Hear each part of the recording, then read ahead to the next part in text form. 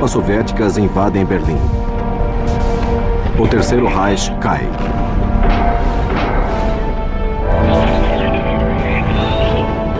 O Führer está na superfície. Se refugiou em um abrigo subterrâneo para evitar cair em mãos inimigas.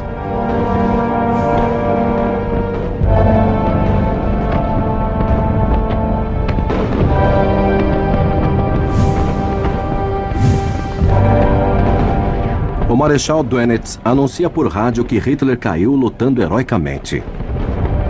Dönitz anuncia a morte de Hitler. As agências de notícias internacionais divulgam a notícia. Adolf Hitler supostamente morto. Entretanto, o corpo de Adolf Hitler nunca foi encontrado. A versão mais difundida é que Ed Hitler se suicidou junto com sua esposa Eva Braun, no abrigo do Ministério das Relações Exteriores.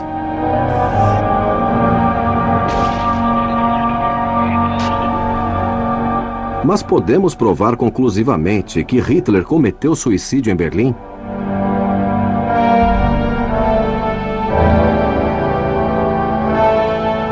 24 horas depois, um departamento especial do exército soviético chamado Smarg começou a busca por Hitler e outros líderes nazistas. Os agentes soviéticos rastrearam a área do abrigo antiaéreo, reuniram todas as evidências de restos humanos encontradas no local e declararam que nenhuma pertencia a Führer.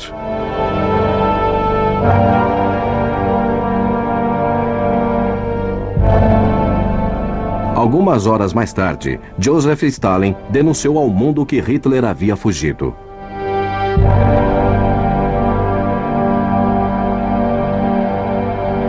Em 1958, poucos anos depois da morte de Stalin, o governo russo mudou sua versão e anunciou que possuía a única evidência física da morte de Hitler no abrigo de Berlim. Um fragmento de crânio com um buraco de bala supostamente descoberto entre os restos humanos perto do abrigo de Berlim foi exposto no Museu da Guerra de Moscou por mais de 50 anos. Acabando com as especulações sobre uma suposta fuga de Hitler. Mas em 2009, um grupo de pesquisadores da Universidade de Connecticut teve acesso ao crânio exibido em Moscou e realizou testes de DNA, comprovando que a única prova da morte do Führer era falsa.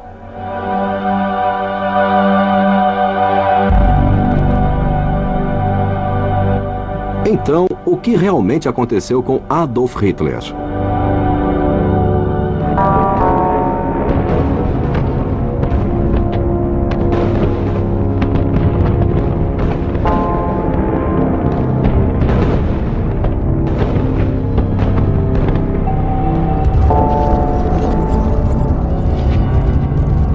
Desde 1945, surgiram várias teorias sobre uma possível fuga de Adolf Hitler para a Argentina em um submarino. Há também centenas de testemunhos de avistamentos de Hitler em diferentes partes do mundo. A maioria ocorreu na Argentina, um lugar onde muitos nazistas buscaram refúgio. Os serviços de inteligência americanos como o FBI e a CIA relatam a presença de Hitler na Argentina e desenvolveram um semblante, simulando a aparência do Führer nos anos seguintes. Como o homem mais procurado do mundo escapou da Alemanha e se refugiou na Patagônia Argentina.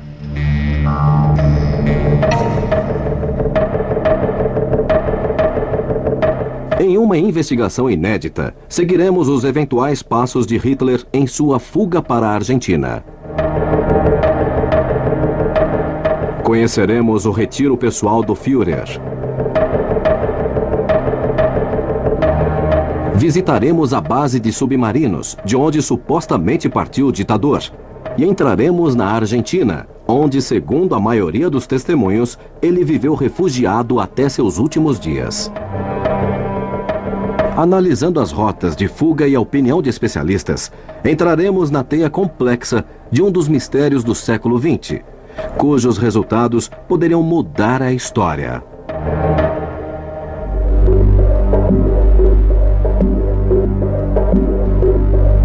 Carlos de Napoli, historiador e escritor especializado em nazismo, começa seu trabalho em Berlim, juntamente com o pesquisador e produtor Mariano Gomes, onde buscam a primeira evidência da possível fuga de Hitler. Carlos entra em uma das centenas de abrigos que ainda existem em Berlim, em busca de respostas para suas perguntas. Tudo o que se sabe oficialmente dos últimos dias do Führer em Berlim vem da pesquisa do historiador britânico Hugh Trevor Hope. Seu livro, Os Últimos Dias de Hitler, foi escrito a pedido do Serviço Secreto Britânico 5 meses após o fim da Segunda Guerra. Em uma semana, ele fez um relatório com base em uma testemunha ocular.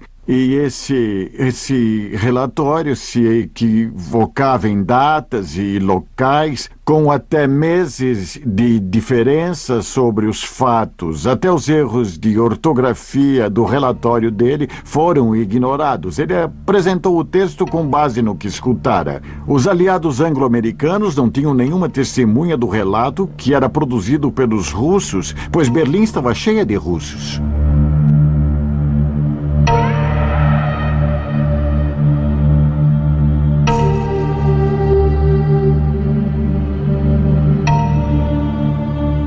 Segundo as investigações, Hitler chegou a Berlim em 20 de abril de 1945, no dia em que completava 56 anos.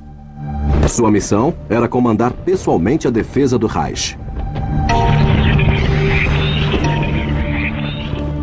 As informações supostamente obtidas na investigação mostravam que naqueles dias, Hitler atravessava um período de grande nervosismo e culpava a todos, menos a si mesmo, pela derrota militar. As testemunhas citadas por Trevor Hopper disseram que Hitler passou seus últimos dias acompanhado pela amante, Eva Braun, e pelo ministro da propaganda, Joseph Goebbels. Na noite de 29 de abril, ele se casou com Eva na pequena sala de conferências do abrigo antiaéreo. Após a cerimônia, os noivos se retiraram para seu quarto para um jantar de casamento. Às 2h30 de 30 de abril, Hitler convocou uma dúzia de colaboradores dos abrigos próximos e se despediu, para nunca mais ser visto. O relatório conclui que, após o suicídio, alguns funcionários levaram o corpo do Führer ao jardim do Ministério das Relações Exteriores e o queimaram. A uma testemunha eu interrogo, faço perguntas, olho nos olhos. Ele não fez nada disso. Todas as testemunhas que teve, a maioria ele não viu, não entrevistou, nem o Reich ele interrogou. Antes do início da Segunda Guerra Mundial, o poder político de Hitler era exercido a partir do Ministério das Relações Exteriores do Reich. Como contemplavam a possibilidade de bombardeio inimigo em Berlim, os nazistas haviam construído um abrigo sob o edifício.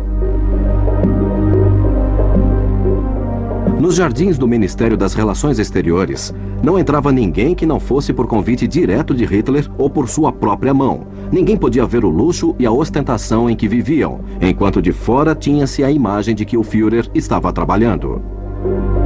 Nesta área ficava o edifício do Ministério dos Negócios Estrangeiros, onde Hitler passou seus últimos dias, segundo algumas teorias. Em algumas salas, dependendo da versão de muitos historiadores, inclusive a minha, estava Hannah Reich, que era a piloto favorita do Führer. E ela disse que viera buscá-lo, que deveria sair de lá e que o avião estava pronto.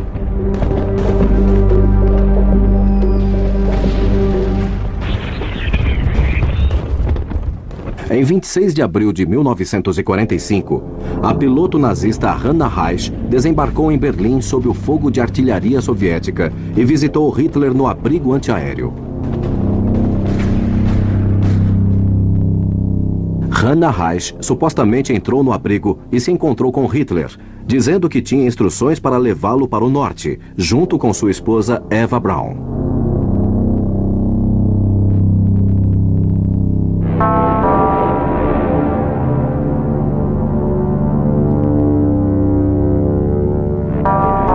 O escritor Carlos de Napoli passou mais de 20 anos investigando o destino final de Adolf Hitler e está convencido de que Hitler escapou. Mas como o homem mais procurado do planeta fugiu do centro de Berlim, que estava rodeado por milhares de soldados? Alguns pesquisadores e historiadores, como Patrick Burnside, acreditam que Hitler pode ter sido resgatado poucas horas antes da queda pela piloto nazista Hannah Reich. Em 29 de abril, Reich escapou do ataque aliado e conseguiu sair de Berlim logo após visitar o abrigo do Ministério das Relações Exteriores. A senhorita Bormann, de sua própria boca, disse que Hitler conseguiu escapar da captura e da morte na noite de 30 de abril, decolando em um avião que estava escondido onde o aguardavam uma mulher e várias malas. Muitos acreditam que Hitler pode ter embarcado naquele avião, mas Hannah Reich mudou sua história ao longo dos anos e morreu sem revelar seu segredo. Hannah Reich escreveu um livro chamado Voar é Minha Vida, detalhando principalmente os últimos minutos do Terceiro Reich. Ela saiu provavelmente entre 29 e 30 de abril, no último voo de Berlim, depois de atravessar o cerco russo. Curiosamente, na última edição do livro, ela acrescentou 3 últimas linhas e escreveu essas linhas em forma de pergunta. E a pergunta que ela faz é: teria sido eu quem tirou Hitler de Berlim? Eu revelaria esse segredo? Então, que mistério se esconde por trás do destino de Adolf Hitler? Com a queda de Berlim, um departamento especial do exército soviético chamado Smerg, comandado pelo tenente-coronel Ivan Krinenko, começou uma busca pelos restos mortais de Hitler e outros líderes nazistas. Agentes soviéticos rastrearam a área em volta do abrigo e reuniram todas as provas de cadáveres que encontraram no local, até mesmo os restos de corpos queimados, mas nenhum pertencia a Hitler. A hipótese do corpo queimado foi então questionada por especialistas. Primeiro, um suposto funcionário disse: Hitler morreu. Eu o queimei, pus fogo nele perfeito. Muito bom. Hitler morreu assim. Onde já se viu um policial de província, diante de um homicídio ou de um morto desaparecido, aceitar a confissão de alguém que passara 10, 12 anos ao lado de Hitler e que trabalhava para ele? A falta de evidência sobre os últimos dias do Führer em Berlim levanta mais dúvidas. Não há fotos, não há filmes, nem registros de sua voz. Não há corpo, não há nada. Carlos de Napoli não acredita que Hitler morreu em Berlim, nem que tenha fugido de lá. Sua hipótese poderia mudar o curso das investigações realizadas até agora sobre o destino de um dos maiores criminosos da história. Segundo sua teoria, a falta de provas sobre os últimos dias de Hitler em Berlim se deve a uma simples razão. Adolf Hitler não estava lá durante a queda do Terceiro Reich. Isso foi um plano criado pelos nazistas para facilitar a fuga de seu líder. Pouco antes da chegada dos soviéticos a Berlim, a cidade foi completamente abandonada. O núcleo do poder estava na cidade Berchtesgaden, na fronteira com a Áustria, fora do alcance do fogo inimigo. Berchtesgaden é uma aldeia alpina na região da Baviera, sul da Alemanha, onde Hitler escolheu para viver desde 1923. Carlos de Napoli viaja para Berchtesgaden para conhecer o local em que Adolf Hitler teria permanecido escondido até sua eventual fuga. Veja esta estação. Por onde tantas vezes Hitler andou, deve ser um dos lugares mais visitados daqui. Porque ele vinha aqui para esperar o trem, mas a estação era bem menor. Depois fizeram este monstro.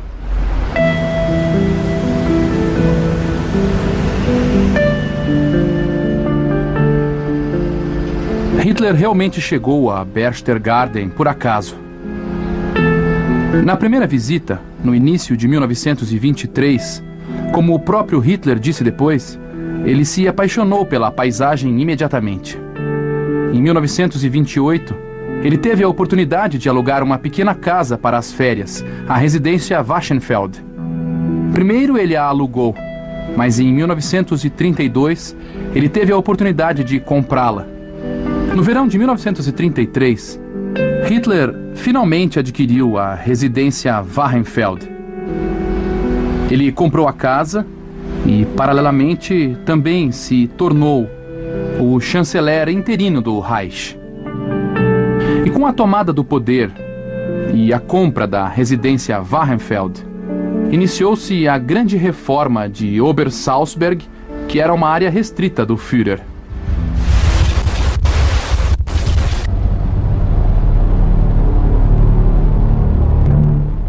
Ele nasceu aqui, perto de Linz, na Áustria. Não estamos longe de onde ele nasceu, são 50, 60 quilômetros da cidade de Linz. Pelos relacionamentos pessoais que tinha, ele conseguiu um meio de viver um tempo em Munique e um tempo aqui, onde ele gostava, na montanha, pintando, essas coisas. Em Berchtesgaden não estava apenas uma casa de Adolf Hitler, sendo o local de nascimento do poder político nazista. Também abrigava o comandante da Luftwaffe, Hermann Göring. Mas abaixo das colinas de Berchtesgaden havia uma cidade subterrânea composta por 6.700 metros de túneis. Assim, Berchtesgaden se tornou uma fortaleza. Ideal para manter a salvo Adolf Hitler nos últimos dias do Terceiro Reich.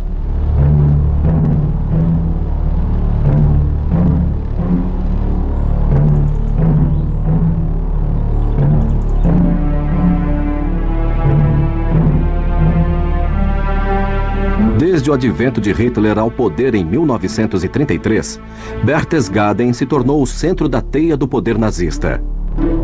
Lá, o Führer deu as ordens que findaram com a vida de milhões de seres humanos.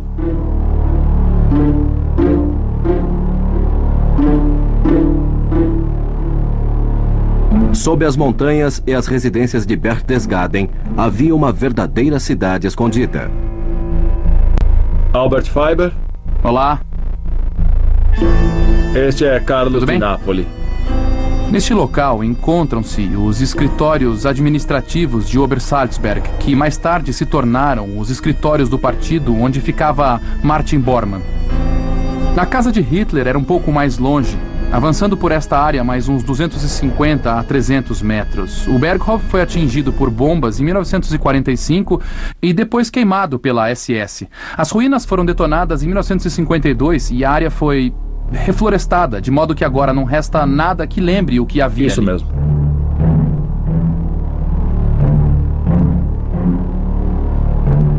Quando os aliados souberam que Berchtesgaden era um local de descanso do ditador, para onde ele se dirigia quando não estava fazendo propaganda, a região tornou-se um importante alvo militar. Mas ainda não sabiam que as casas que viam eram apenas uma camuflagem para o que havia de verdadeiramente importante, que ficava no subterrâneo, dentro da montanha.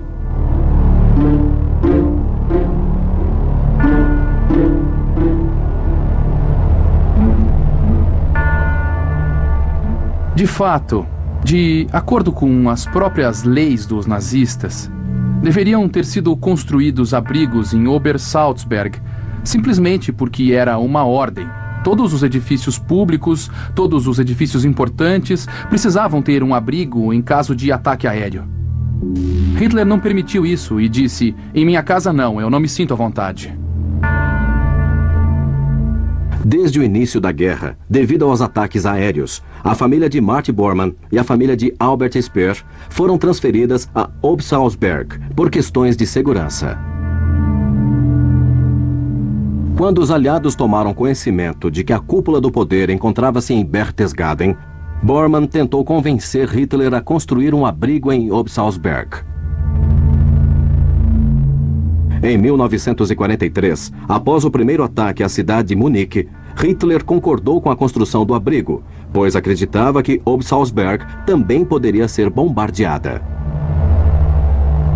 Então, em agosto de 1943, iniciou-se a construção do abrigo. E foi muito fácil por várias razões.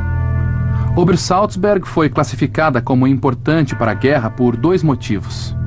Primeiro, todos os trabalhadores que estavam em Obersalzberg trabalhando na construção do abrigo eram essenciais. Ou seja, eles não precisavam ir para a guerra se trabalhassem em Obersalzberg.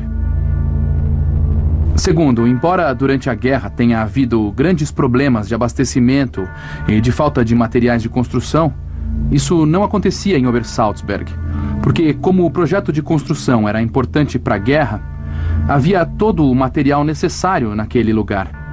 Havia até 6.000 pessoas trabalhando na construção do abrigo para conseguir concluí-lo em tão pouco tempo, em um tempo tão curto como aquele.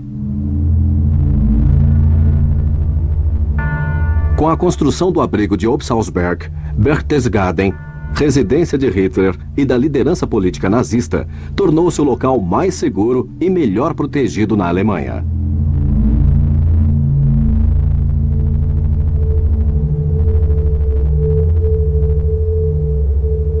Em cada complexo de edifícios de Obersalzberg, há uma entrada para o abrigo subterrâneo. O abrigo tinha um diâmetro de aproximadamente 22.000 metros quadrados e 6 quilômetros de comprimento. O abrigo de Obersalzberg tinha dupla função. Era um abrigo de proteção contra ataques aéreos. E se os edifícios na superfície fossem destruídos, os habitantes da cidade ainda poderiam viver de modo relativamente confortável por várias semanas ou meses. Como vocês podem ver, o gerador de energia do abrigo ficava bem aqui. Esses abrigos foram construídos de modo que tinham uma fonte de energia independente do fornecimento público. Bormann e os nazistas estavam com medo dos ataques aéreos a Obersalzberg, mas também temiam sofrer ataques com gás venenoso. Por isso, estava prevista a construção de uma área especial na entrada. Então, se houvesse ataques com gás, as pessoas poderiam tirar as suas roupas, tomar banho e descontaminar-se. E então trocar de roupa e depois vir para esta área do abrigo aqui.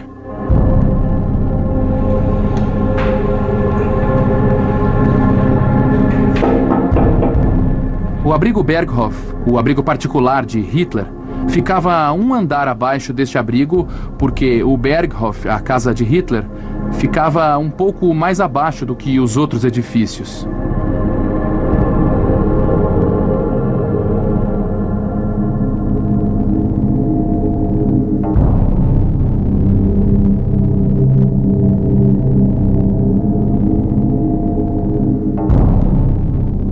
Apesar de ser o local mais bem protegido da Alemanha, a vida de Hitler ainda estava em perigo em Berchtesgaden. É verdade que alguém tentou matar Hitler aqui, que houve um atentado? É isso mesmo. A segurança era um problema enorme. Sempre havia tentativas de homicídio. Pelo que eu sei, houve muitos atentados. Simplesmente porque as pessoas vieram em massa para cá nos anos 30. Também há o relato de uma tentativa suíça de assassinar Hitler em Obersalzberg, que ficou conhecida como Operação Foxley. Sim. E foi encomendada pelo Serviço Secreto Britânico. Das profundezas dos abrigos de Berchtesgaden, Adolf Hitler e Eva Braun teriam fugido para seu destino final, uma estância nas distantes terras da Patagônia Argentina, onde, de acordo com muitos testemunhos, eles viveram refugiados até seus últimos dias. A falta de provas sobre a morte de Hitler em Berlim gerou novas teorias sobre os últimos dias de Hitler. A investigação feita por Carlos de Napoli indica que Hitler passou o fim da guerra em Berchtesgaden.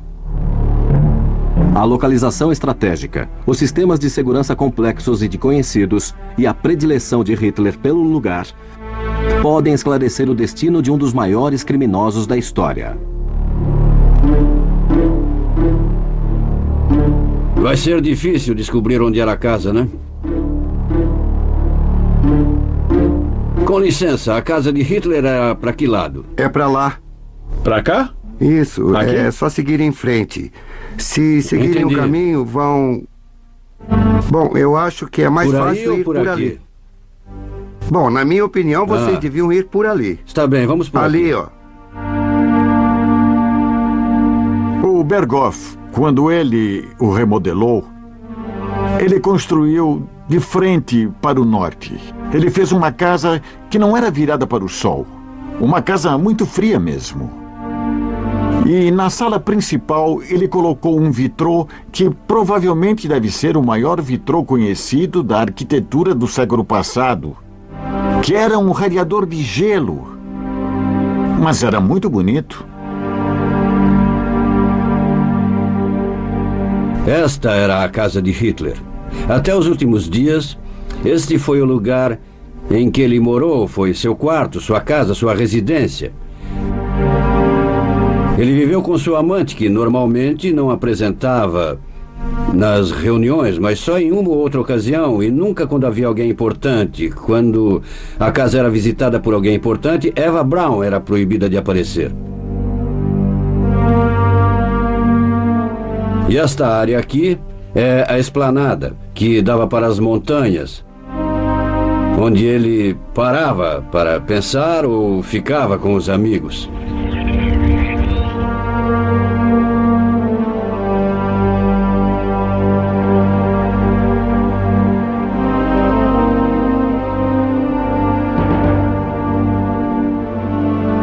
Hitler gostava do frio e não gostava dos raios do sol. O único problema que teve, e que ficou bem evidente até seus últimos dias conhecidos, foi uma doença de tireoide. Hoje sabemos que quem sofre disso precisa de cuidados especiais. Ele sentia um calor terrível e tinha necessidade fisiológica de comer doces. Era isso que Hitler fazia? A predileção de Hitler pelo clima frio que abrandava sua doença é uma das hipóteses que sugerem que Hitler pode ter fugido para a Patagônia, um dos climas mais parecidos com o de Berchtesgaden.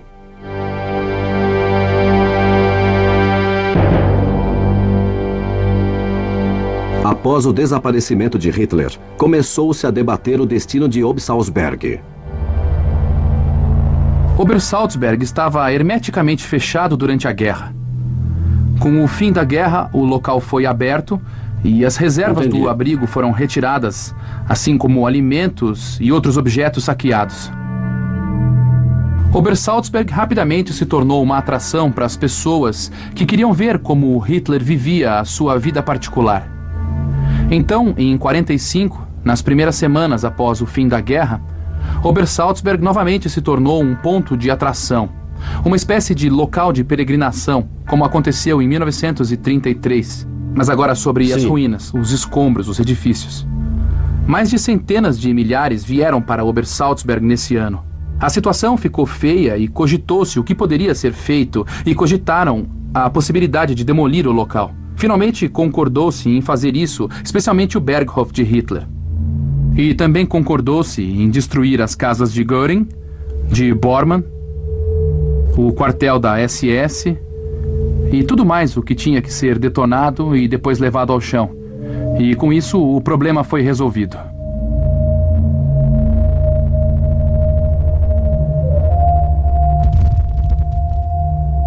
Aqui ainda há ruínas, restos de paredes. Aqui nós encontramos algo.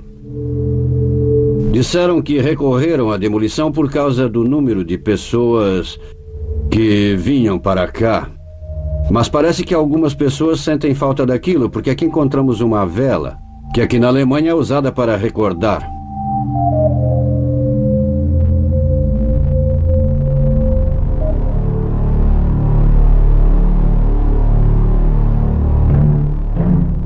Em 1955, a justiça alemã declarou o desaparecimento de Hitler. A suposta morte de Hitler no abrigo em Berlim, relatada por Trevor Hopper, foi refutada por vários historiadores. A teoria de Carlos de Napoli afirma que Hitler passou os últimos dias da guerra em Berchtesgaden. Cresce graças às questões centrais levantadas: a localização estratégica do lugar e os sistemas de segurança que transformaram a região em uma fortaleza invencível.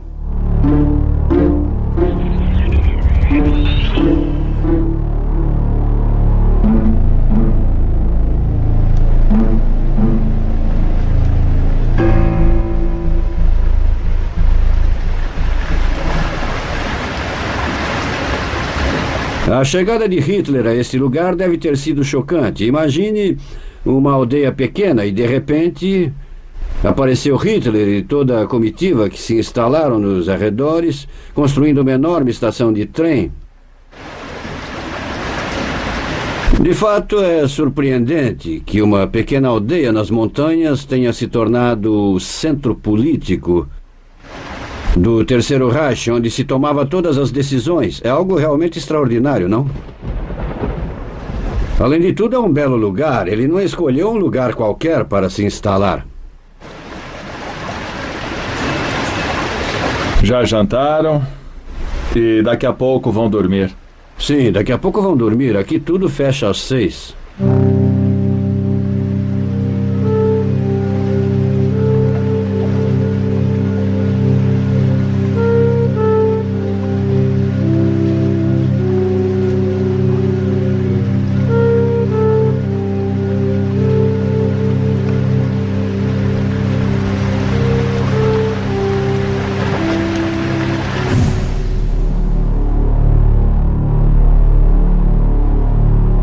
Após a vitória soviética na Batalha de Stalingrado, em 1943, nenhuma potência ocidental sabia exatamente onde o Exército Vermelho interromperia o avanço. Varsóvia, Berlim, Praga, Viena, Budapeste, Belgrado, Bucareste e Sofia. Essas famosas cidades. O primeiro-ministro britânico Winston Churchill, como representante da elite capitalista, ordenou o início das estratégias para deter o avanço comunista na Europa. Não estão apenas sob a influência soviética, mas em muitos casos estão cada vez mais sob o controle de Moscou. Enquanto isso, Hitler analisava o futuro do Terceiro Reich junto com seus colaboradores mais próximos, no topo das montanhas de Berchtesgaden, em um lugar chamado Ninho da Águia.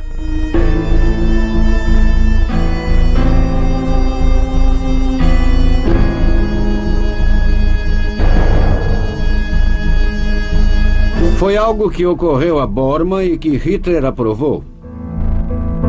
Fica a cerca de 800 metros da casa onde Hitler morava, ou seja, o Berghof, e foi feito com uma intenção, podemos dizer, perversa, a de impressionar bastante aqueles que visitavam o local. Carlos de Napoli afirma que se Adolf Hitler não estava em Berlim durante a queda do Terceiro Reich, ele poderia ter se escondido no local onde foi planejada sua possível fuga, o Ninho da Águia. A casa fica lá em cima, se entra pelo túnel. Não sei se ainda fazem assim.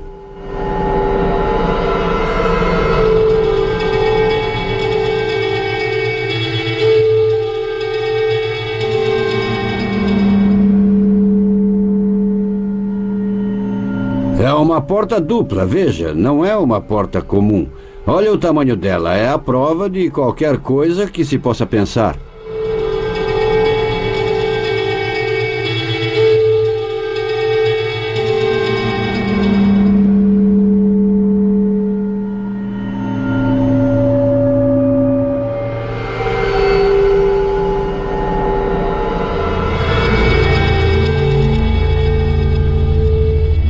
Desde sua construção em 1938, o Ninho da Águia foi utilizado por Hitler para fascinar colaboradores próprios e funcionários estrangeiros.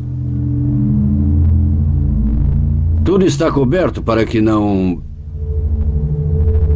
Isso é loucura, é impressionante.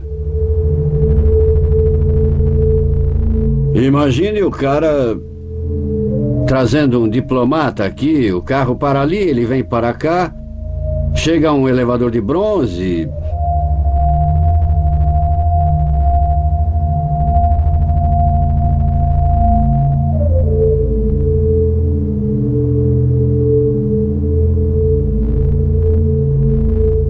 Semanas antes da queda, Hitler recebeu Albert Speer no Ninho da Águia, o ministro dos armamentos do Terceiro Reich.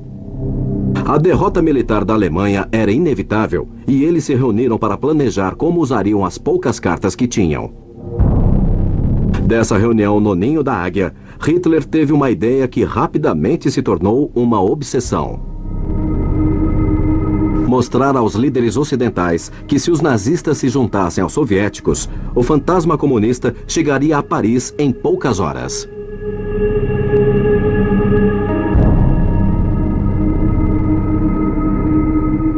O que aconteceu foi o seguinte. Já houvera a Batalha de Stalingrado em 1943, com a rendição das forças alemãs. E a partir daí ficou claro que a Alemanha estava totalmente derrotada. Então, nessa reunião, em que estavam Speer e Hitler, eles iriam moldar o futuro da Alemanha. Após a fracassada invasão da União Soviética, já não havia mais petróleo. O petróleo do Cáucaso, que era o que impulsionava a invasão soviética, não estava mais disponível. Portanto, a economia alemã e o sistema militar iriam desabar a qualquer momento. Speer tenta convencer Hitler, que a princípio se recusava, da necessidade de chegar a um acordo com os aliados, sob a ideia de que, se não houvesse acordo, a União Soviética iria ocupar toda a Europa.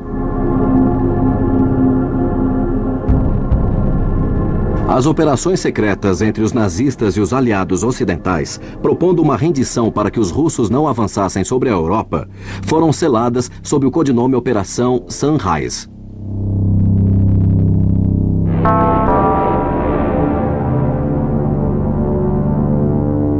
Quando Stalin descobriu a operação, imediatamente informou o presidente americano, advertindo que, se os acordos fossem efetivados, permitiria a fuga de Hitler pelos bastidores. No início de abril de 1945, Stalin foi informado das negociações feitas sem o conhecimento dos soviéticos e as denunciou publicamente. Em meados de abril, Hitler ordenou a divisão do exército alemão em 2 grupos para facilitar a ação dos mediadores. Os acordos com o setor norte do exército nazista foram realizados entre o comandante Heinrich Himmler e o presidente da Cruz Vermelha Sueca, o conde Folke Bernadotte. As operações do Exército do Sul foram realizadas pelo diretor do Escritório de Serviços Estratégicos, Allen Dulles, e o general do Exército Alemão, Heinrich von Wittendorf, juntamente com o comandante da SS, Karl Wolff, e o tradutor oficial de Hitler, Eren Briefker. Mais tarde, nas reuniões do protocolo, quando perguntaram a Stalin o que acontecera com Hitler, ele diz claramente que Hitler estava fugindo em um submarino. Primeiro, ele disse que ia para a Espanha ou Japão, mas depois disse que sabia que Hitler estava fugindo para a Argentina. Depois de ver isto, essas estradas à noite nesta região? Sim, parece exatamente o mesmo que as estradas em San Martín de los Andes, ou os arredores. Assim, com este tipo de árvores. Realmente chama atenção, né? É muito parecido, bem parecido mesmo.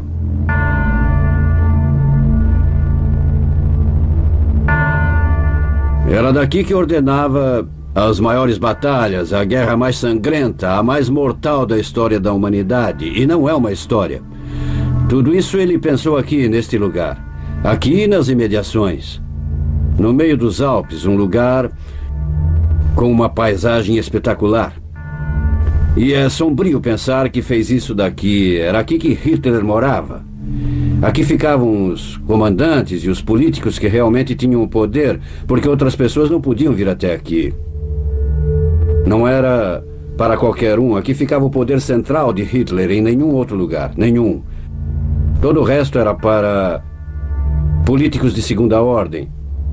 Por exemplo, se houvesse alguma área em que pudesse atuar, era aqui. Berlim era para necessidades secundárias. Aqui era uma ditadura bem forte, com o poder centralizado no topo de uma montanha. Isso é tudo.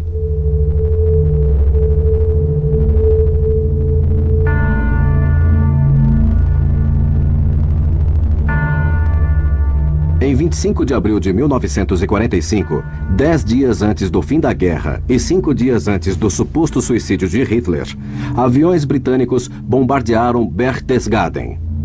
No interior dos abrigos, não houve vítimas.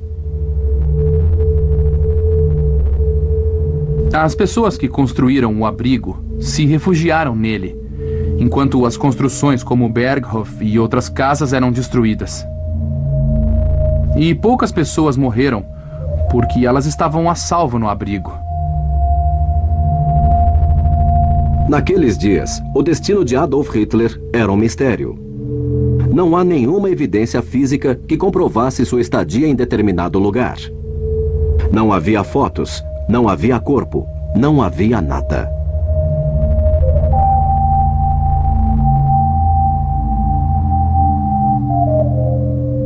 Sabemos que a história oficial é uma mentira. O relato de Trevor Roper é uma história inventada pela inteligência britânica para se livrar das acusações de Stalin de que haviam feito Hitler fugir. Sabemos que o corpo de Hitler nunca foi encontrado. O cadáver, nem o dele nem o da sua companheira, na verdade foram dados como desaparecidos 10 anos depois, sem encontrarem os corpos. Nem saber o que tinha acontecido com eles. Então, nós não sabemos todo o resto.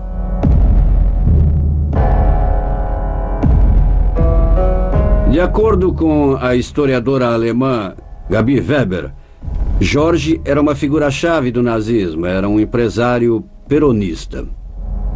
Foi a pessoa escolhida para lavar o dinheiro nazista, que tinha vindo para a Argentina na forma de barras de ouro ou sob a forma de ações que tinham sido criadas pouco antes da guerra terminar. O que aconteceu nos últimos dias de Hitler? Segundo ele, partiram de um aeroporto perto de Berchtesgaden e foram para a Noruega. De lá vieram de submarino para a Argentina. Estamos a 4 quilômetros de Berchtesgaden e cerca de 10 quilômetros aproximadamente de onde ficava a casa de Adolf Hitler. Há versões de historiadores que dizem que Hitler veio a este lago em Berchtesgaden com alguns hidroaviões que o acompanhavam e eventualmente partiu para um destino desconhecido.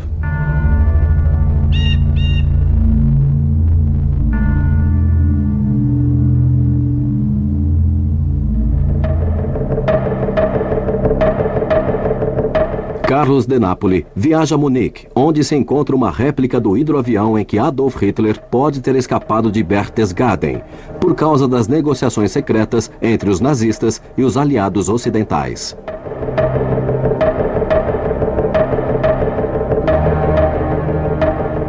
No final da Segunda Guerra Mundial, a improvável aliança entre soviéticos e ocidentais transformou-se em uma crise nuclear. Além dos acordos feitos para uma eventual fuga de Hitler, Allen Dulles, diretor do Instituto Americano de Serviços Estratégicos, liderou a Operação Grampo de Papel, projetada para capturar cientistas nazistas como Werner von Braun, futuro diretor da NASA.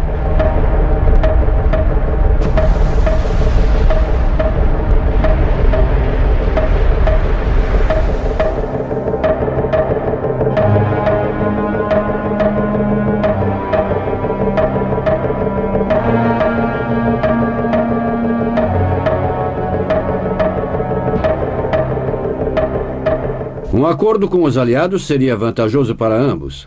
Hitler ia fornecer o local onde se encontravam os principais construtores de armas para os Estados Unidos e a Grã-Bretanha, e eles forneceram uma lista.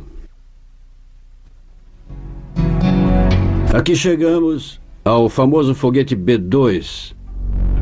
A arma mais terrível criada por Adolf Hitler. Capaz de transportar 1 tonelada de explosivos a cerca de 300 quilômetros de distância. Isso variava, mas era a cerca de 200 e 300 quilômetros de distância. Era conhecida como arma de retaliação número 2, ou arma total. Os Estados Unidos, claro, estavam ansiosos para conseguir este foguete, porque já haviam desenvolvido a bomba atômica e a ideia era transportá-la com algo que não pudesse ser identificado, não com um avião. O que von Braun havia fabricado era a arma essencial para levar a bomba atômica. Eram irmãos que mais tarde se tornariam inseparáveis, o foguete e a bomba atômica. Este foi o primeiro produto a ser feito. Todo esse grupo de cientistas acabou trabalhando para a NASA no desenvolvimento do que seria a chegada do primeiro homem à Lua. Foi o que levou Hitler a fazer um acordo para uma eventual fuga, seus conhecimentos que poderiam transformar qualquer país no mais poderoso do mundo. Se analisarmos do ponto de vista dos ganhos econômicos, o que importava era a ganância dos vencedores e depois o domínio militar. Assim, cada lado levou cientistas que estavam nas mãos do poder. Mas, basicamente, por muitos anos, essa foi a melhor possibilidade de se levar adiante a pesquisa. Esta é a ponta do iceberg. Este avião ultramoderno que vemos aqui surgiu por volta de 1930 e é obra da engenharia alemã. Era a espinha dorsal da Força Aérea de Hitler, da Luftwaffe.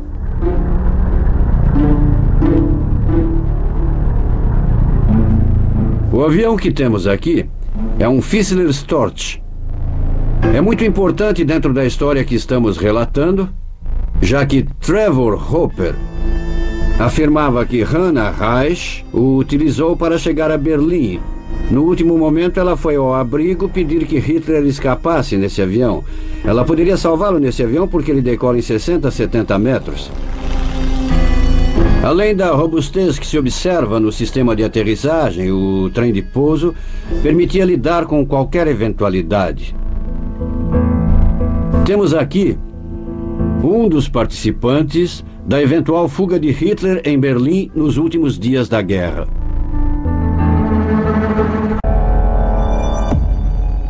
Carlos de Napoli vai a Labou, tentando reconstruir os passos de Adolf Hitler em uma suposta fuga para a Argentina.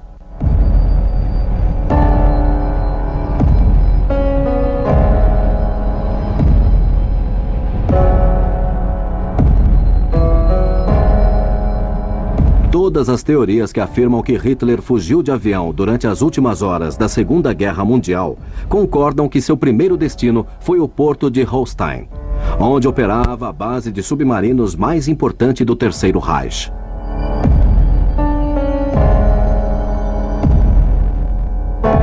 No norte da Alemanha, a cerca de 100 quilômetros de Hamburgo, encontra-se o porto de Labou. Ali funciona o único museu no mundo que possui um submarino alemão modelo 7C, gêmeo do U-977, em que Hitler supostamente teria deixado a Europa. Bom,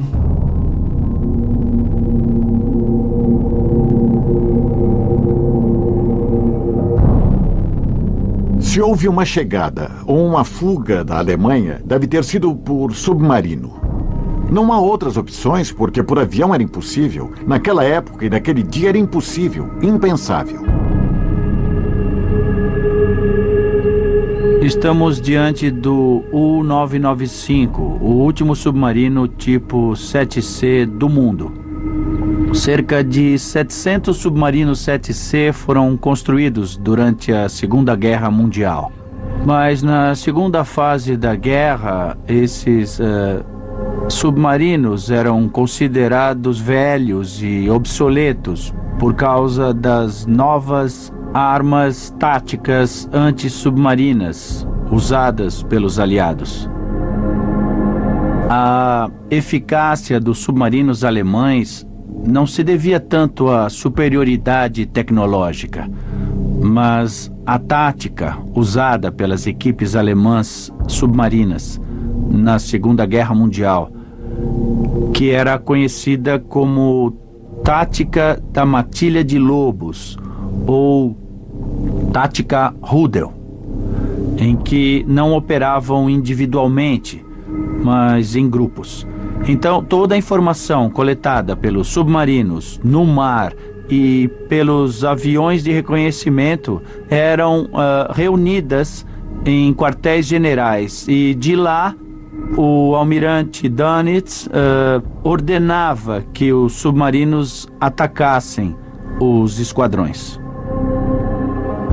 Para provar a veracidade de sua teoria, Carlos de Napoli embarca em um submarino igual ao que Hitler supostamente usou para fugir e conhece as condições de vida nos submarinos. Tudo que é necessário para operar o submarino deve caber nesse tubo estreito. Então, o espaço é bastante limitado para a tripulação. Esta é a sala dos suboficiais. Este era o espaço que cada membro da tripulação tinha para manter seus pertences pessoais. Então, eles não tinham mochilas grandes nem nada disso. Talvez tivessem uma muda de camisa, um livro e algumas fotos. Só isso. Então, não era muito confortável. Além disso, havia o cheiro e o barulho dos motores a diesel. E certamente o cheiro da tripulação, já que havia apenas um banheiro para 50 homens. E não havia duchas e, às vezes, nem sabonete, essas coisas. Então, bom, deixo o resto à sua imaginação. Não se via a luz solar por semanas. Estavam constantemente sob ameaça. Podiam morrer a qualquer instante. Então, era muito estressante para eles, física e psicologicamente. Aqui vemos a sala de máquinas, que não eram muito rápidas comparadas aos submarinos modernos e corresponde à velocidade de uma pessoa andando devagar. Muitos submarinos foram entregues aos aliados no final da guerra ou foram afundados por sua tripulação, mas alguns poucos submarinos tentaram fugir para um país neutro. Durante os acordos secretos entre os aliados ocidentais e os nazistas, uma quantidade extraordinária de submarinos nazistas havia sido mobilizada. Poucos dias antes do fim da guerra, mais de 40 navios de todos os tipos partiram para diversos pontos do planeta. Os espiões de Stalin advertiram que um grupo de líderes nazistas fugira em um desses submarinos, e entre eles podia estar Hitler.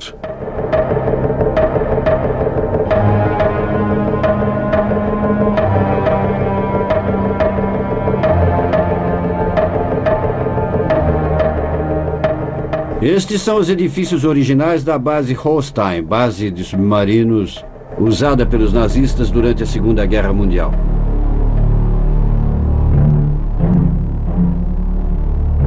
No final de abril de 1945, o submarino U-977 partiu, cujo capitão era Heinz Schäfer. Naquela viagem, vários autores concordam que desta base, muitos nazistas embarcaram em direção à Argentina. E alguns deles mencionam Hitler. O tenente Schäfer era um oficial muito jovem e mais tarde ele admitiu que foi a propaganda nazista que mostrava que a Alemanha seria destruída pelos aliados e seria reduzida a um mero estado agrícola, ou estados. E foi por isso que ele decidiu tentar a sorte e navegar para a Argentina. Martin Bormann, em 21 de abril, enviou um radiograma a seu assistente autorizando a transferência a ultramar sul para viajar por mar ao sul. Havia rumores de que o U-977 levava Hitler e Eva Braun, sua amante, e várias outras histórias, mas isso era apenas propaganda nazista ou alguns rumores, suspeitas, nada mais.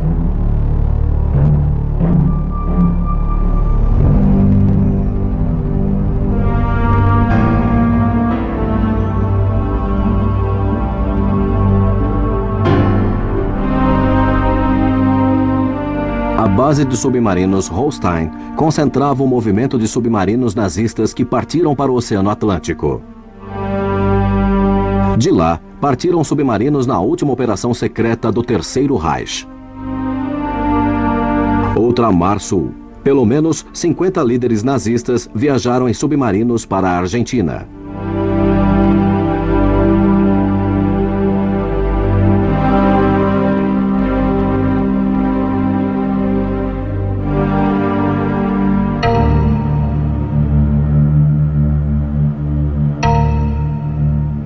Dos cerca de 40 submarinos que partiram do território ocupado pelos nazistas no fim da guerra, 30 se entregaram semanas depois em diversos portos do mundo. Dos 10 restantes, 2 se renderam no litoral português, em meados de 1945. Mas o destino dos 8 submarinos restantes ainda era desconhecido.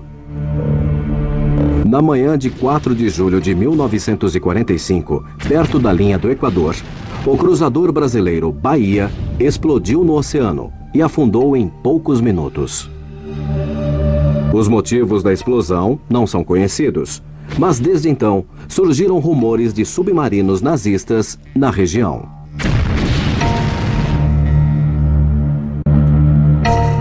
Estamos entrando.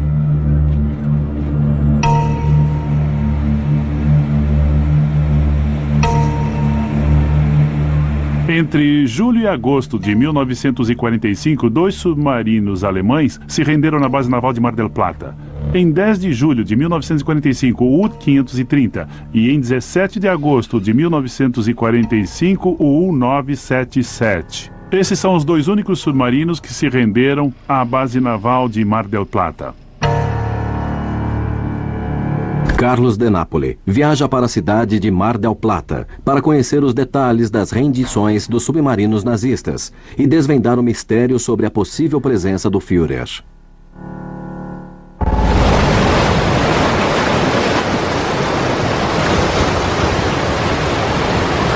Não é apenas a base naval, mas é específica para submarinos. Devemos ver a base, porque deve ficar no lugar destacado do porto. É bem ali, está vendo? Está vendo aquela cruz? É na entrada do porto. É para onde estamos indo.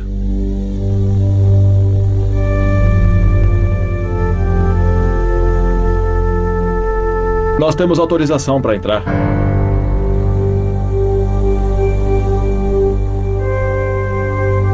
Museu do Comando da Força de Submarinos. Aqui diz, Mar del Plata, 19 de agosto de 1945.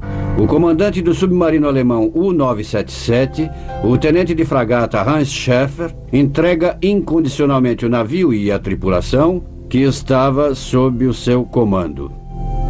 O submarino foi capturado nos arredores de Mar del Plata às 10 horas de 17 de agosto de 1945 pelo rastreador FI, que veio ao porto sob o comando do tenente de fragata argentino Rodolfo Sáenz Valiente. O submarino nazista se entregou. Partiu de um porto na Noruega. Isso é muito importante, hein? Que dos 10 torpedos existentes, 5 que estão nos submarinos foram recolocados. Isso é muito importante. Por quê? Pode explicar? É importante porque, em primeiro lugar, vieram com 10 torpedos, certo? E quando visitamos o submarino, disseram que carregava 14 ou 12 torpedos. Significa que faltam 2 torpedos. Aqueles que jogaram no Bahia. Não pudemos investigar este tema, mas descobrimos que eles tiveram vários incidentes quando vieram aqui. Tinham sido perseguidos por contratorpedeiros primeiro do Brasil, o Babitonga e o Bocaina. Tinham encontrado o cruzador Bahia, que afundou. E esta foi a pior tragédia da história naval brasileira. Morreram 333 marinheiros. Levam os náufragos no Bahia a Fernando de Noronha. Afirma que não estavam envolvidos no naufrágio do Bahia. Não há dúvida. Com licença, Roberto, com licença. como vai? Tudo bem? Nós estivemos no porto de partida, na Noruega, no fiord de Oslo, sim. como diz o jornal, de onde partiu o submarino. Sim. Bom, o navio se identificou. Um deles saiu e se identificou com sinais de luzes. Exato. A guarda costeira levou um susto e, teoricamente, foi ao encontro dele, certo? E isso mesmo. Ele ficou no porto, como dizem os recortes de jornal que você viu, e deve ter visto o porto no fundo, na foto que liberaram à imprensa. Exatamente.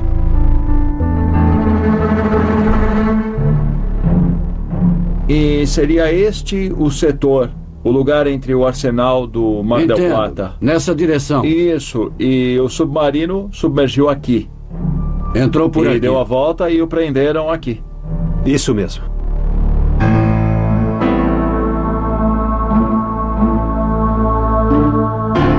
Após o fim da guerra na Europa, veio um adido naval americano e um representante da Marinha Britânica e pediram à Argentina para entregar o equipamento militar recuperado. A Argentina cumpriu sua parte como país aliado e entregou tudo.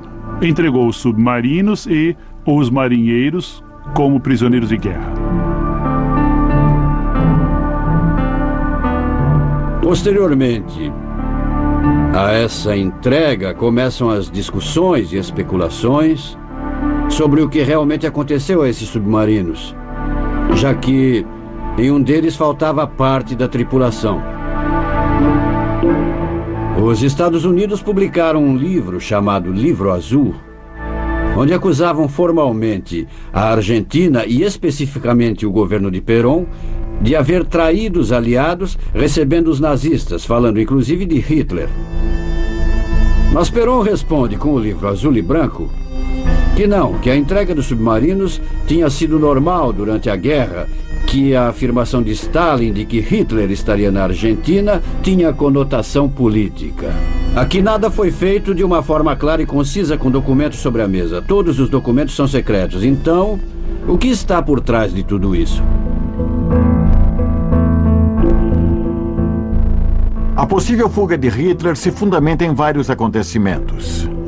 A história é já conhecida, com relatos misteriosos e duvidosos, falsas declarações, interrogatórios que ainda são secretos após 50 anos e há uma grande quantidade de submarinos que não se sabe qual foi o destino final que tiveram.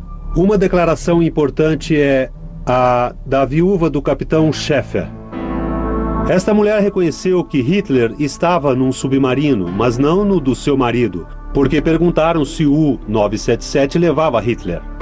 E ela disse que não, que Hitler estava em outro submarino, que acompanhava o U-977, e que o submarino deixara Hitler no sul da Patagônia.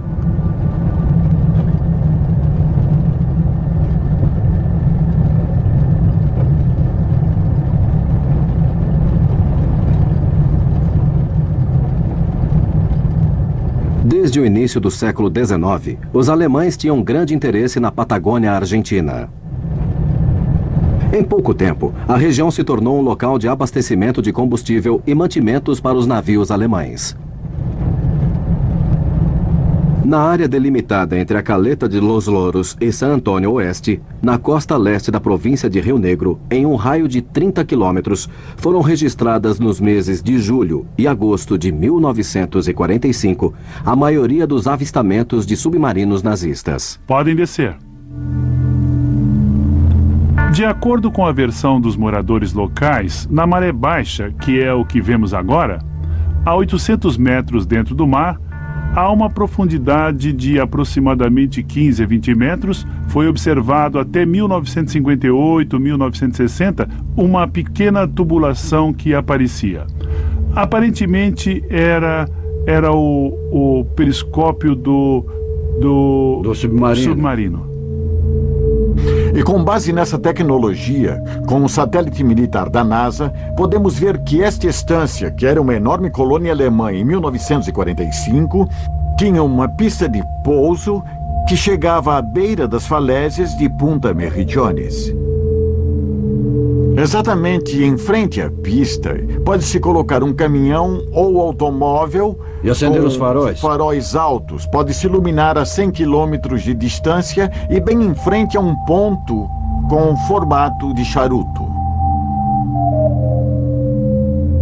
A 500 metros de distância, vemos a mesma imagem, como muitas testemunhas declararam durante vários anos, porque é uma zona de água muito baixa. Há um mar de areia transportada pelo vento nesta zona. E em situações excepcionais de vento de terra, isso aparece. É um lugar completamente desolado. Se hoje é assim, imagine há 60 anos.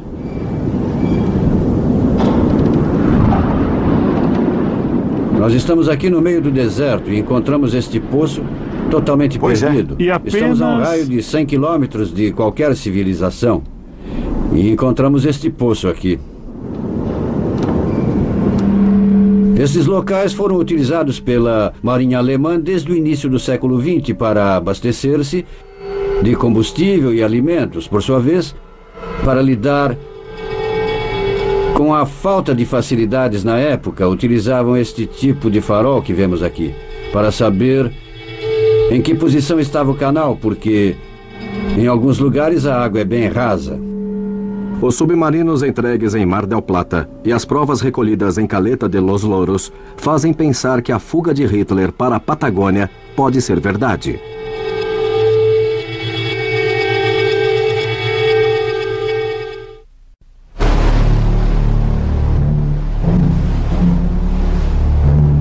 O que vemos aqui são restos do navio Ludovico, que encalhou em 1916 neste litoral.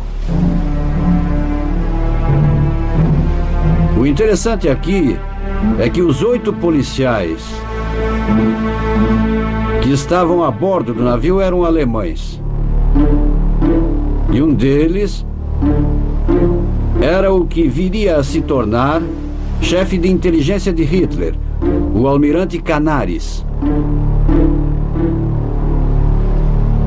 Canaris, na época, era um oficial do exército alemão, mas logo se tornou chefe de inteligência de Hitler, com quem discutia a situação da Argentina e, em particular, da Patagônia. Dados geográficos, a localização de recursos naturais, portos, rotas, serviços, enfim, tinham analisado muito bem toda essa área. Um amigo de Canaris me contou há alguns anos que ele havia confessado que fizera algo quando participara da Primeira Guerra Mundial e fugira do Chile para a Alemanha. Ele contou que tinha estado na Argentina e que fizera algo ali para Hitler. E isto que ele fez para Hitler iria lhe valer o inferno. E com ele aconteceu o mesmo. Canaris desapareceu. Não está claro se desapareceu ou se morreu. A única coisa que se sabe é que o arquiteto do farol morreu. Porque o segredo do que ele fez, ninguém precisava saber. Ora, se Canaris morreu, morreu por este motivo. E se não morreu, foi o guia.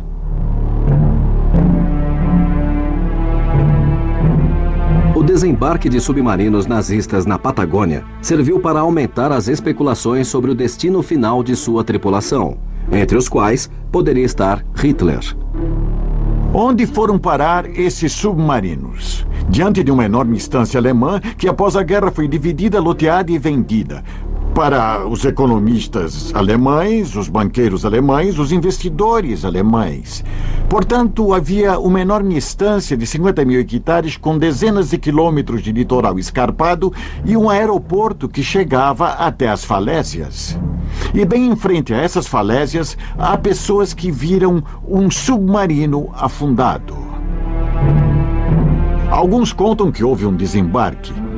Os mesmos documentos do FBI que foram divulgados depois que lancei meu livro e que são posteriores à investigação, são uma confirmação de que chegaram à estância 2 submarinos com algumas horas de diferença, onde desembarcaram mais de 50 pessoas que estavam à espera de Pessoas locais que os levaram ao seu destino, próximo aos Andes, em uma fazenda perdida na Patagônia.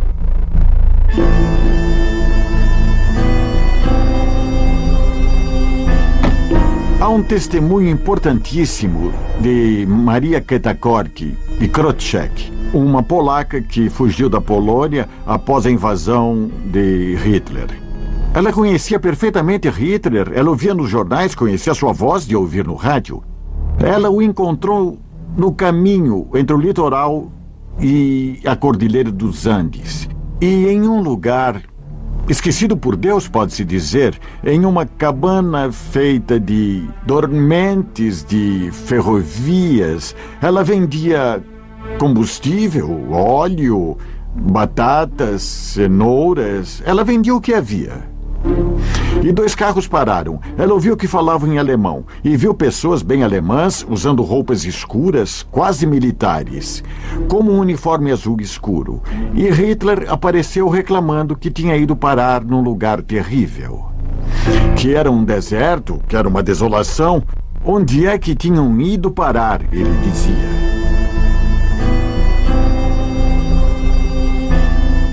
Isso poderia ser uma invenção se no lugar de desembarque não houvesse 2 caminhos que levavam a Bariloche ou a San Ramon. E foi o que fez Canaris. Naquele dia de 1945, em 22 de julho de 1945, quando as estradas estavam fechadas há uma semana para a maior nevasca da história da Patagônia. Então, o caminho planejado por Canaris era impossível. Pegaram um caminho alternativo que tinha o dobro da distância. E lá no meio estava a polaca. Então, não podendo passar pelo caminho planejado, aquele foi o caminho lógico que escolheram. É impossível inventar um testemunho dizendo que o vira naquele lugar, naquele dia, e que coincide com o testemunho de alguns anos atrás, também conhecido pela Embaixada Alemã em Buenos Aires e em Santiago do Chile, dizendo que houve um desembarque em 21 ou 22 de julho de 2 submarinos em Caleta de los Oros. E de lá só havia 2 caminhos, mas um era impraticável, o outro não, e lá estava a prova.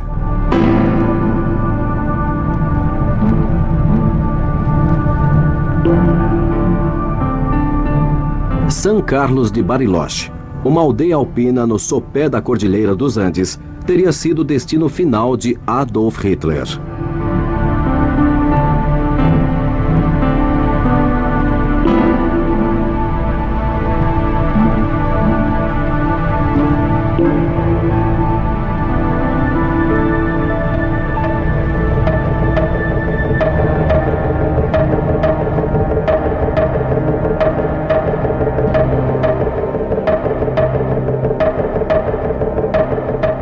Desde sua fundação em 1909, San Carlos de Bariloche, localizada a sudoeste da província de Rio Negro, no sopé da Cordilheira dos Andes, está ligada à comunidade alemã. Atualmente, é considerada um dos centros de refúgio de criminosos nazistas mais importantes do mundo. Na década de 40, era uma cidade muito pequena, isolada de tudo, nos confins do mundo. E com uma geografia muito interessante para poder se esconder, passar despercebido, com saídas para vários pontos no Oceano Pacífico. Enfim, um lugar privilegiado tanto para viver bem como para passar despercebido, que a maioria deles realmente conseguiu. Agora vamos à casa de Abel Basti, um historiador local e um dos que mais defendem a presença de Hitler aqui na Patagônia, incluindo especificamente aqui em Bariloche. Chegamos, Carlos. Já chegamos. Abel Basti? Como vai? Por favor, entrem. Fiquem à vontade. Como vai, Abel? Tudo bem? Sim, e você, como está? Minhas investigações se baseiam principalmente nos depoimentos de testemunhas diretas, isto é, pessoas que estiveram com Hitler na Argentina. O que corresponde com outros documentos e informações factuais que existem. Então, depois de combinar esses testemunhos com os documentos, vamos montando as provas. A descrição física de Hitler, de todas as testemunhas entrevistadas, coincide totalmente.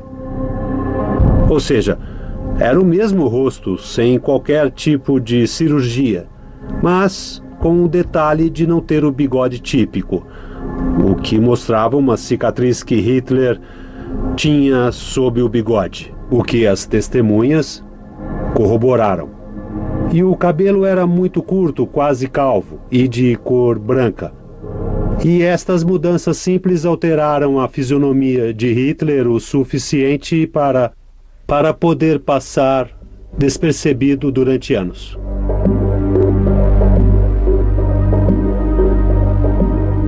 Agora vire à esquerda. Pode deixar.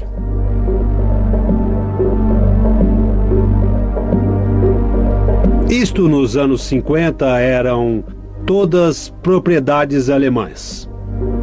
E havia um detalhe: nas partes mais altas da cidade ficava o refúgio Berghof. Então chamaram de Berghof, como a casa de Hitler em Obersalzberg? É o mesmo nome. O mesmo nome. Que curioso, não? É curioso, mas se levarmos em conta que este refúgio pertencia ao Clube Andino Bariloche e que o clube fora fundado por imigrantes alemães, muitos deles nazistas, se poderia dizer que era uma homenagem ao Berghof europeu. Clube Andino Bariloche, refúgio Berghof.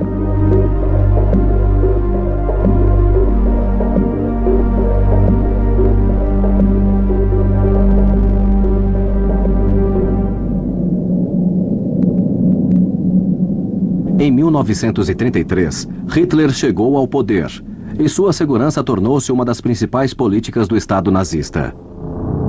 Desde então, colaboradores e espiões da inteligência do Terceiro Reich dedicaram-se a buscar refúgio em diferentes partes do mundo para um eventual exílio de seu líder. Hannah Reich é uma pessoa que o próprio Hitler mandara para Buenos Aires em 1934, quando o poder ainda não estava garantido. O que ele fez? Enviou Hannah Reich e Walter George para se juntar à família Bustilho para conseguirem parques nacionais, ou seja, no sul da Patagônia, cerca de 100 mil hectares onde poderia se exilar caso o que estivesse tramando fracassasse. Agora vemos que o escritor Patrick Burnside, que escreveu um livro sobre a possibilidade da fuga de Hitler, em que ele afirma que o ditador esteve nesses lugares.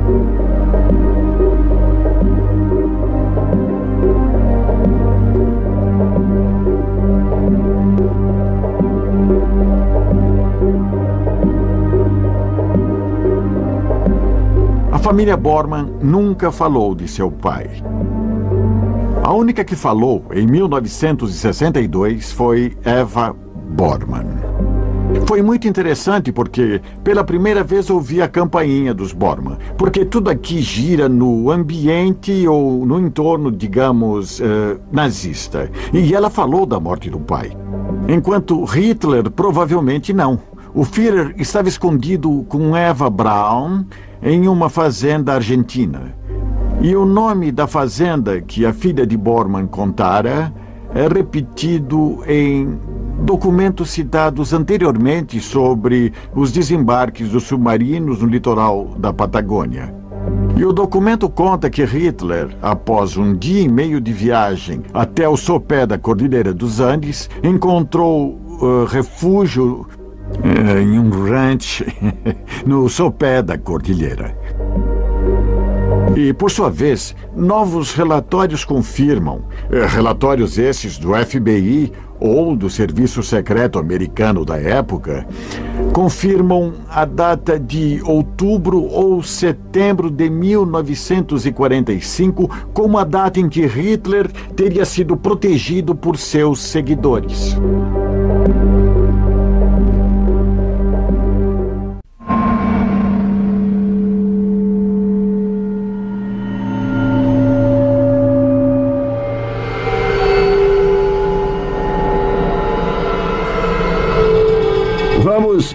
ao local em que Hitler supostamente ficou, segundo a versão de algumas testemunhas.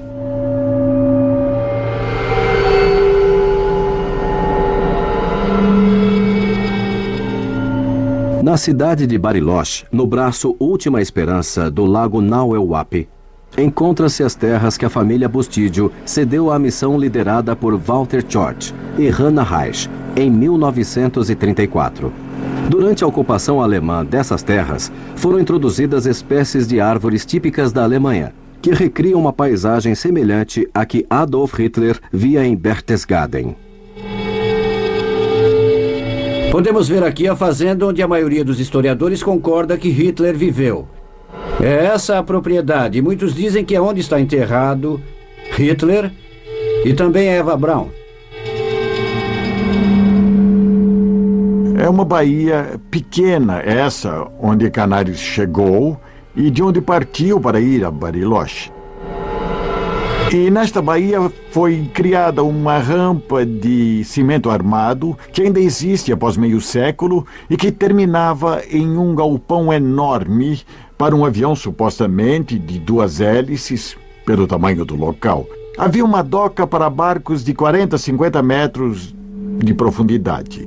Havia uma enorme mansão com 70 metros de frente e uma altura de 10.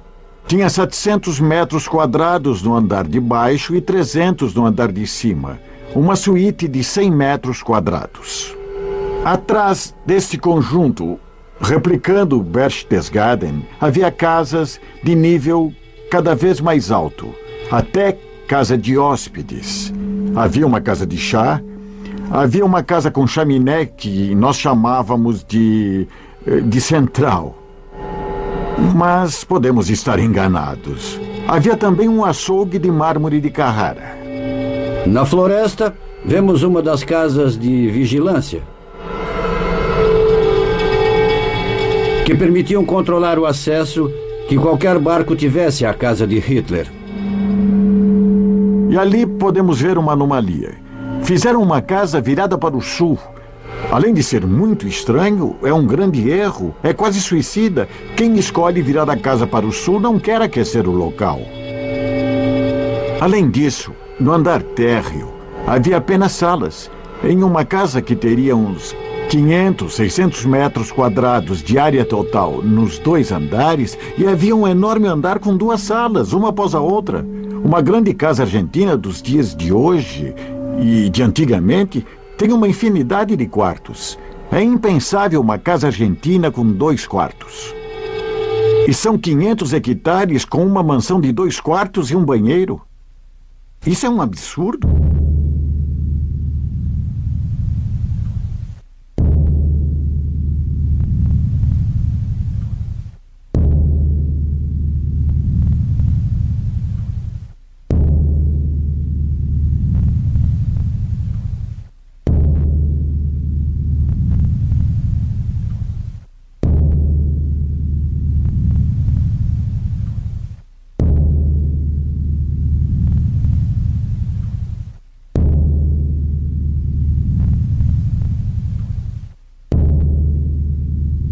Chegamos ao local.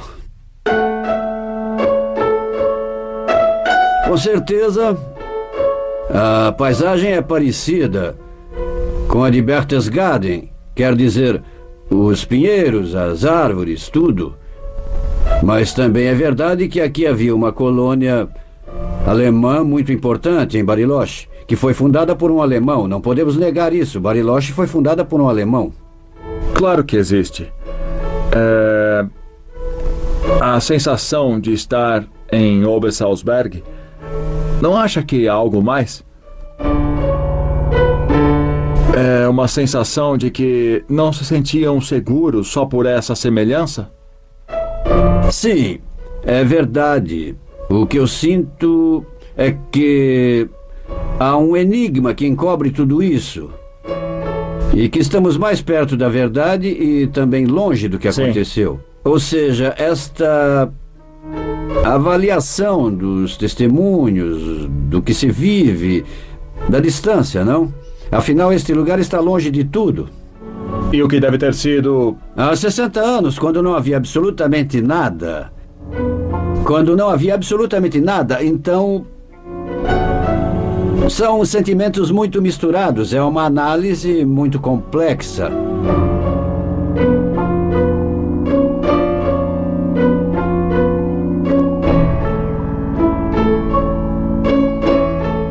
Tudo é contraditório. Essa casa gigante, com guarita. Guarita pra quê? Quem esperavam? E há tantos anos... Uma coisa dessas, nos anos 40, no meio de um lago. Quem espera? Por que estava preocupado esse indivíduo? Com o que se preocupava? Quem vinha buscá-lo?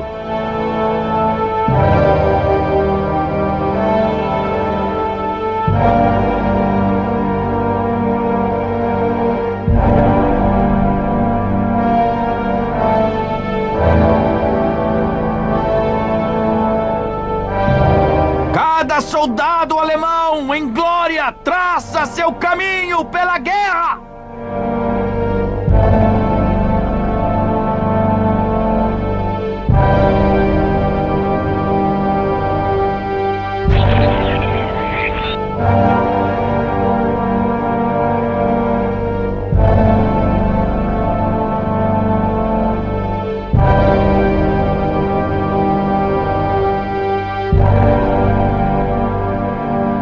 A falsidade do crânio exposto em Moscou e a falsificação da história deixaram o dilema da morte de Adolf Hitler na obscuridade.